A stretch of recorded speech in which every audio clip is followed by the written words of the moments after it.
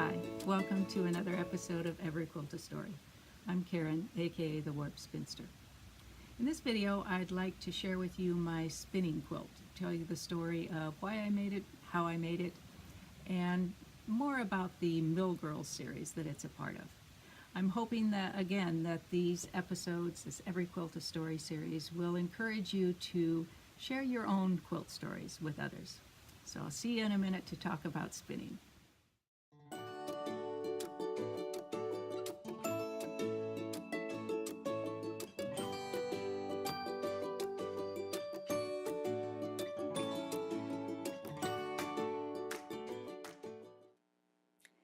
This is the beginning concept for the spinning quilt, and I designed this bobbin.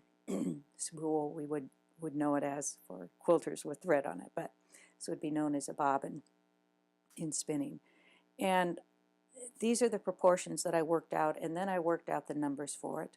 You can see over here, here's heddles and how I worked out the numbers for that.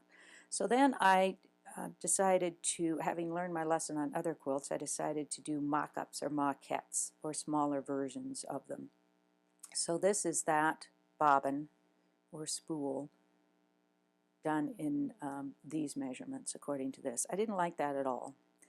It's not a big enough bobbin and the spindles are too long, so I didn't like that. So then I came up with this one, which was better, and finally arrived at this. I use these also for deciding on the quilting and the colors. You can see this was, maybe you can see this was done in an off-white, an ecru kind of color, and these were done in white. I also here was testing the quilting that I wanted to use on it. I thought I wanted it to go round and round like thread would do, but honestly it looked just awful, and I didn't really think, it looked more like a spark plug or a piston or something. So in the end I decided on just straight lines running through it and unevenly spaced at that. So the maquettes were really helpful because I didn't make a whole quilt of something that I ended up not liking. I've done that before and I didn't want to do it again, so I made these little mock-ups. I started out then with those having printing out paper piecing basically. So I would cut this out of the white fabric and then I would put the background fabric on the corners. That turned out actually to be more trouble than it's worth, so I ended up just cutting this shape, this size, and then doing the fold back on the corners, getting squares and folding back on the corners, and then just trimming it to size. And I ended up going over and over the kinds of proportions that I wanted for everything, and I always take notes on these little bits of paper. So it was a good start for it, and I was sure that I had something that I liked having done these maquettes, and then I could proceed on to making more of them. I was piecing them and deciding how I wanted them arranged on the page. And when I was piecing on the page in the quilt, and I was piecing them at a UFO day at my local quilt shop, and so I asked people, you know, do I need another one here? Am I going to stagger them this way or that way? And they just were insistent that I needed to make more of them. So I made it longer, just 2 bobbins high, but longer, so there were more bobbins. And just a quick note, I'll talk a little bit more about this next time, or further on in the video, but this is a diagram, a concept for another piece that I want to do, sort of the sister to this piece, where the past is in the background and these beautiful threads and colors are in the foreground of today. Next, we'll take a little bit close-up look at some of the features, specific design features in the quilt itself. Here's a closer-up view of the spinning quilt, so we can see a little bit more of the detail as I talk about it. This quilt is quite a bit longer than it is wide, and that's because early on I envisioned this in a gallery, museum kind of setting, and I wanted it to be actually like 30 feet wide, heaven help me, and quite a bit taller than this so that it would line the room of the gallery or the museum to try and give some concept of what these rooms were like, these thousands and thousands of these spools on the machines. In the end, however, I realized that should it ever happen that it would be in a gallery or a museum, that it might be a pretty small gallery and they wouldn't have room for a 30 or 40 foot long piece. So in the end, I decided to just make them long, not that long, but longish, and not quite as tall, so that they could be stacked or run end to end, and that way they could fit whatever gallery space there was. Now a little bit about the mills. You may or may not be familiar with them, but they were textile mills they were in England, but also over here in the U.S., where they spun the cotton and wove the fabric. And this is from the spinning room, where there were thousands and thousands of these spools that were having the thread spun and wound onto these spools.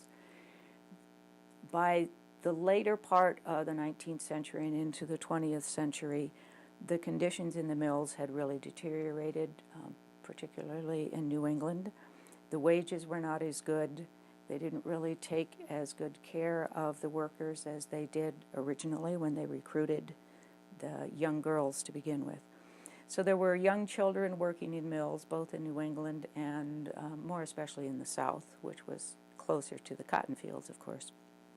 So many young children were working because they could pay them less. And the children typically came from poor families because they didn't have money, and they needed the children to work in order to have that income. The children were poor, and often they were barefoot. I remember it in a mill in Carolina. There was a ranger and interpreter who talked about this instance where the carts that wheeled these spools around had metal wheels on them, and so they sort of tore up the wooden floors, the planks on the wooden floors, so there were lots of splinters. And the children, because they were barefoot, would get splinters in their feet, and the foreman had to wrap their feet with cloth in order to keep them from bleeding all over. So one of the details on this quilt is that most of the quilting lines are done in white, but there are 3 lines that are done in blood, which represents the poor bleeding feet of those children, and how the blood might have gone into those cracks to create that red line. The other piece of this that's on here, and it was an afterthought, honestly, but I turned out to really like it, and that was the lighting in the mill was typically not that great. And the windows weren't open because they needed the air inside to be warm and moist. If it were cold and dry, then the thread would become brittle and would snap. So the air quality in there wasn't great, the light wasn't great, and this bit, there are thousands of French knots. I have the exact count somewhere. I think it's like 3,978 or something square knots on here that represent all of the cotton lint that's floating around in the air and getting into people's lungs. And I was going to put French knots all over, and that was just a little too daunting. And I'm glad that it felt that way, actually, because in the end, you can't see it so much on this particular view of the quilt, but the masses of French knots go in a sort of expanding, like a beam of light. Well, it probably doesn't happen in your house, but you know, the dust motes that you can see in a beam of light. And this shaft of light then represents, if light did get in, some daylight, then you would be able to see all of this cotton lint that's floating around in the air. So I tried to build in a little bit of the character of working in the mills. This is the whole series, the Mill Girls series, really started with Heddles, which I showed in the first episode, which has wonderful bright colors and threads in it. And that represents just the joy of the weaving that I do now and a celebration of the colors and materials that we have available. But it got me to thinking about really the women whose shoulders we stand on with all of that, the wonderful materials and how much easier it is to do things. And we do it in our leisure time. Some people, of course, do it for as a business, but we aren't working in the kinds of conditions that they were in the mills in those days. So this is an homage to those women and girls and little boys who worked in those mills.